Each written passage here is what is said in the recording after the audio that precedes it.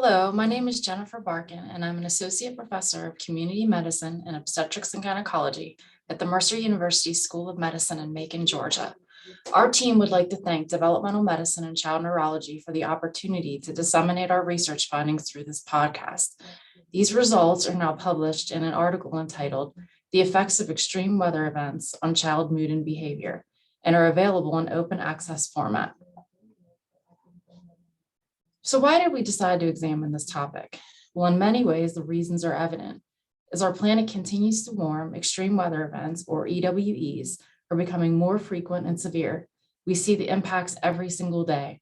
Reports of heat domes, wildfires, and flooding, to name a few. These events have broad consequences in terms of those on human health.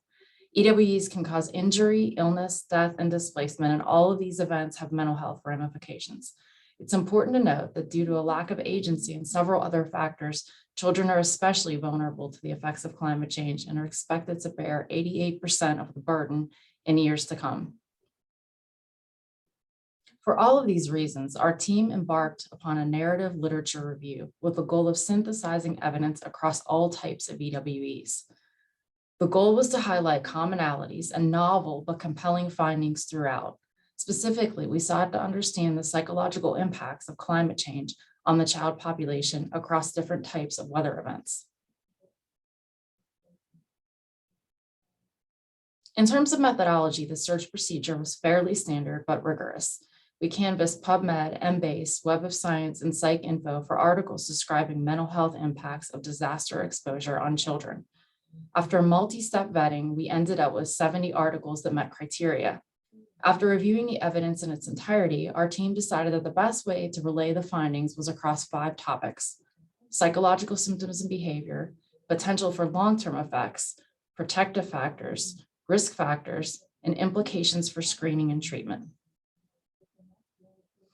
In terms of psychological symptoms in EWE exposed children, post-traumatic stress, depression, and anxiety are the most well documented. However, negative externalizing behaviors such as aggression, delinquency, and substance abuse have also been observed, as well as sleep disturbance, impaired functioning, and attachment insecurity.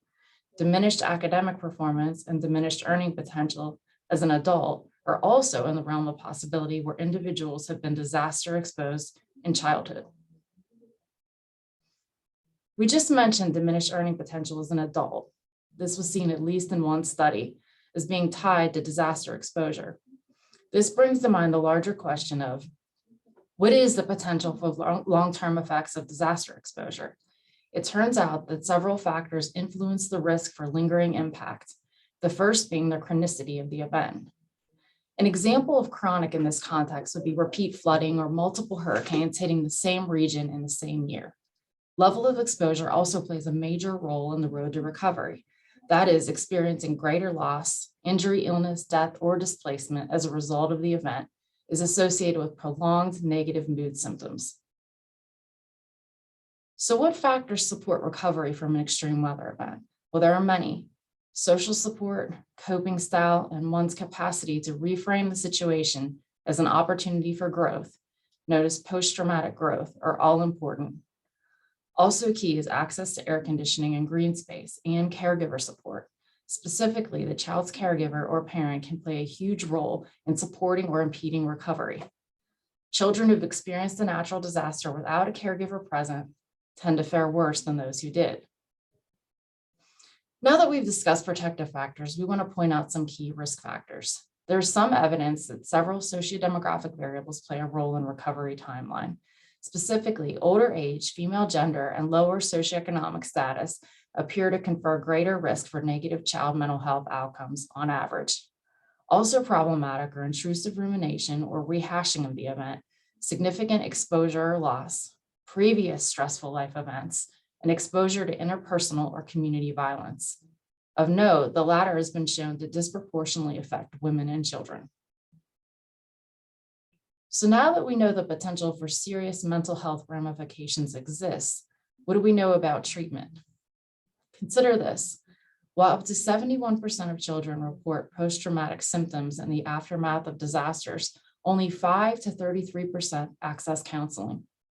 Also, published reports indicate that there is value in post-disaster screening and treatment for both parents and children. So what's the impediment to widespread implementation? As always, resources. For example, immediately after the event, both communities and parents tend to be focused on the provision of basic needs, and mental health tends to take a back seat. We want to again thank the team at Developmental Medicine and Child Neurology for giving us this opportunity to describe our research. A few key takeaways from this presentation are: 1, climate change has implications for both physical and mental health.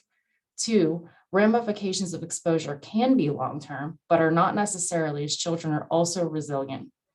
3, risk and protective factors combine with exposure level to influence recovery trajectory.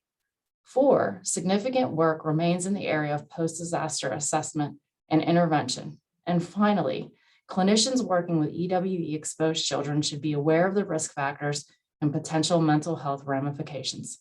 Thank you.